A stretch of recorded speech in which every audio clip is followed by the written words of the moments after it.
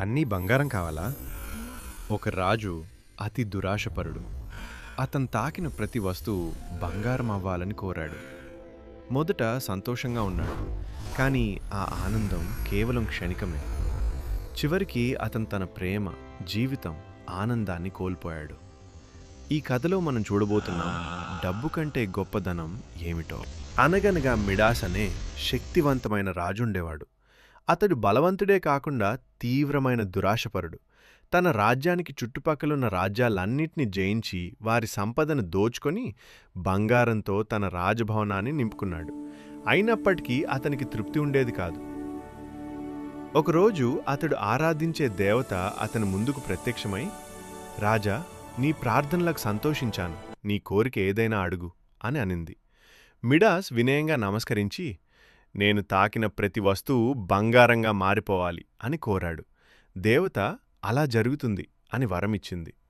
ఆనందంతో మిడాస్ తన రాజాభవనానికి చేరుకొని వెంటనే ఒక స్తంభాన్ని తాకగా అది బంగారమై మెరిసిపోయింది. అతడు తాకిన ప్రతి వస్తువు బంగారంగా మారసాగింది. మొదట అతడు అపారమైన సంతోషంలో మునిగిపోయాడు. కానీ ఆకలిగా అనిపించగానే ఆహారం తాకితే అది బంగారమైంది. నీటిని తాకగానే అది కూడా బంగారమైంది. భయంతో వణికిపోతుండగా అతని ప్రియమైన కూతురు ఆనందంగా పరిగెత్తుకుంటూ వచ్చి అతన్ని కౌగిలించుకుంది. క్షణంలోనే ఆమె బంగారు విగ్రహంగా మారిపోయింది. ఈ దృశ్యం చూసి మిడాస్ గుండె పగిలిపోయింది. తన దురాశే తన జీవితాన్ని నాశనం చేసిందని గ్రహించి మోకాళ్లపై కూర్చొని దేవతను ప్రార్థించాడు. దేవత ప్రత్యక్షమై అతని పశ్చాత్తాపాన్ని గమనించి, నదికి వెళ్ళి నీ చేతులు కడుక్కో, ఈ శక్తి నీ నుంచి తొలగిపోతుంది అని చెప్పింది. మిడాస్ వెంటనే నది దగ్గరికి వెళ్ళి నీటిలో చేతులు కడిగాడు.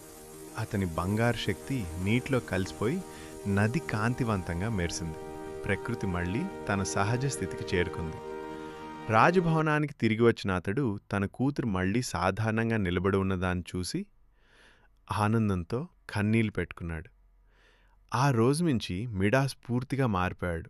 అతడు రైతులకు సహాయం చేస్తూ, పేదలకు ఆహారం పంచుతూ, ప్రేమతో ప్రజలను చూసుకునే రాజుగా మారాడు. రాజ్యంలో పిల్లలు నవ్వుతూ, ప్రజలు సంతోషంగా జీవిస్తూ ఉండేవాడు. మిడాస్ అర్థం చేసుకున్నాడు, బంగారం కాదు, మనుషుల ప్రేమే నిజమైన సంపద అని. నీతి: దురాశ శాపం, దయ, తృప్తి, ప్రేమే నిజమైన ధనం. కథ నచ్చితే లైక్ చేసి సబ్స్క్రైబ్ చేయండి.